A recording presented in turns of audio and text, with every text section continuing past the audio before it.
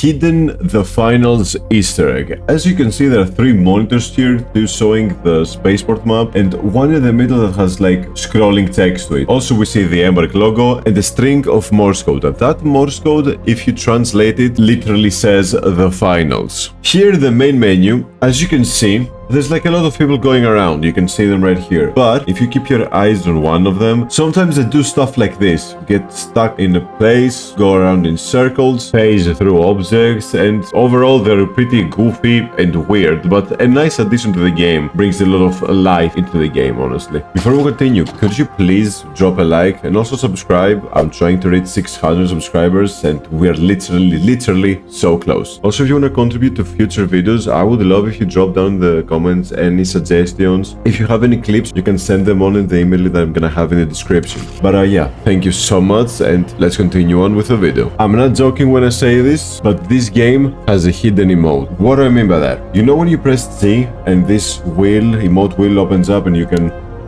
you know, dance? Yeah, let's go, character. Yeah. There is a secret free emote that your character does, even if you haven't pre-ordered the game or got the deluxe edition. If you have the base edition of the game, you can do this emote. Basically, in order for you to do this emote, you just have to press 2 of the movement keys, let's say A and D, repeatedly. Just go A and D, A and D, A and D, and then you will see your character start dancing. This is not edited. I'm telling you, my character is... I'm watching my character dance salsa. He's hitting it though. Hey, he's hitting it. Hey. Ooh. Mama huevo. You can actually do this by going forward as well, if you press W and D.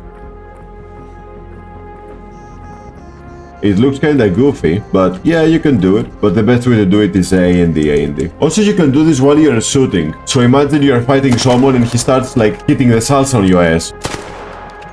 Hey, the Latino way, killing someone. I don't know about you, but if I get eliminated like that and I lose all my precious gear to someone dancing and hitting the cha-cha, I'm gonna break my monitor. I swear, brother. I'm gonna uninstall the game. In the map selection area, you can see a lot of hidden details and like markings around the map. As you can see here, we have like a tower, some circle things, a skull, some ships over here. And the most important thing is that we actually have all of the traders together right here. As you can see, this is Lance, Tian Wen. I believe this is Shani. This is the grenades guy. I don't remember his name. And this is Celeste. While customizing your character, for those that are new to the game, you might see a big plethora of faces to choose from. Some people that have played the finals like me are actually gonna notice that some of the faces are the same faces between both games. For example, on one side we have our creators, on the other we have the finals, and as you can see there are a lot of identical faces between both games. The timer in practice range actually lies to you. As you can see, I have 1 hour and 7 minutes left, but in reality, when I fast forward the time, you can see that it doesn't actually remove me from the match or kill me or anything. I'm basically free to do whatever I want, which is weird. I don't know why this exists. As you can see, every single trader has their own expertise. Let's say, for example, Apollo is for grenades and gadgets. Lance is for clinic. Tian Wen is the leader of the gun shop, basically the merchant, whatever. And Sunny is for security. But Celeste just exists. She doesn't have anything. Some of you might know that in the practice range you can actually bring your own loot. As you can see, I have brought a Pharaoh with 90 durability and some ammo in order to use it. And the reason why I mentioned the durability is because when you shoot enough times, you can actually see that the durability went down. And also I lost some of my bullets. But don't worry, once you go back to the main menu, everything just gets reverted back to as it was. As you can see, I still have my Pharaoh with 90 durability out of 100 and 13 bullets. And also for those that have thought about it, no, you cannot bring loot from the practice range. I tried it. Another interesting thing about the practice range is that for some reason you cannot use your map. Like as you can see here, I press M on my keyboard and also the map is locked out. I don't know why that is. It's just kind of weird. I don't know if you have ever thought about this, but for some reason I wanted to know what would happen if I got knocked out in the practice range, and I managed to get myself literally 1 HP, and this is literally what happens.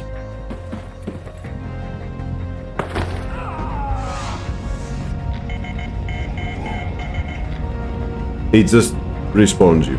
I didn't know what I expected, but to be honest, this is kind of anticlimactic, but go figure, I guess. While you're in-game, you can actually get rid of your HUD. And the way you do that is by pressing F10. When you press F10, you can literally view the game without a single bit of UI, except that FPS corner in the top right, but just ignore that. And this makes it so beautiful. This is how I take screenshots for my thumbnails, and honestly, this game is beautiful. Good job, Embark. If you come up to this radar hat, you can actually find a key right here. I have picked up the key. As you can see, it's this one right here, but for some reason you cannot use it here. So maybe, since this is Embark, and for those who don't know, Embark loves Easter eggs, maybe this key is an Easter egg for something else, like bigger. And you're gonna be like, brother, why would Embark do such a thing in the practice range where no player is, like, where you don't even spend most of your time actually playing? And I'm just gonna tell you, do you know about the finals Rose's Easter egg? Because if you don't, you should look it up, brother. Trust me, it's one of the most complex Easter eggs that I have ever seen in my life, and we still haven't found the answer to that yet. Even though Arc Raiders has hit an all-time peak of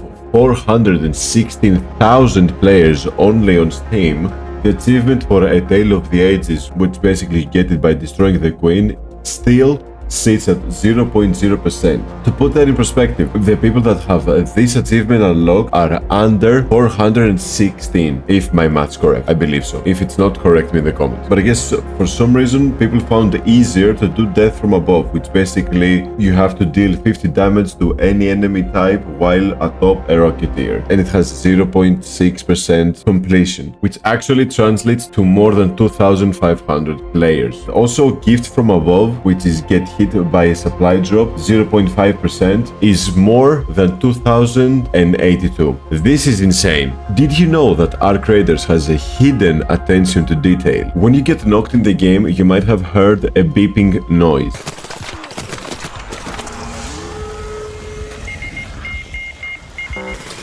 That beeping noise is actually the Morse code for SOS. Here's the actual Morse code for SOS if you don't believe me. And here is both the audios stacked together.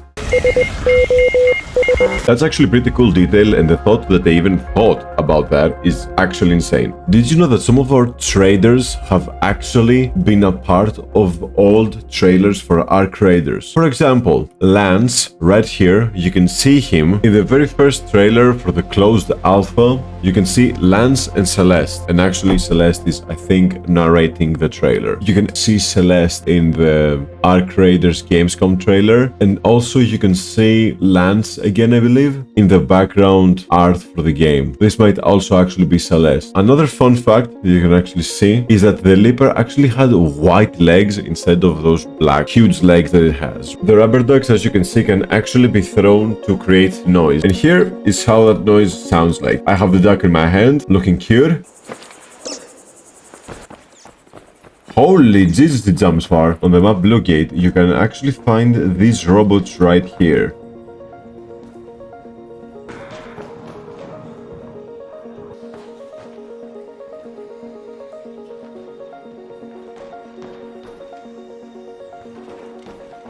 And some of them make noise. I don't know if you can do more stuff with the robots, like Easter egg stuff, but so far I believe that the ones that actually make a noise are for people to know where you are. Another useful information is that when you get knocked out, you can actually use the computer to extract and return to Speranza with all your loot.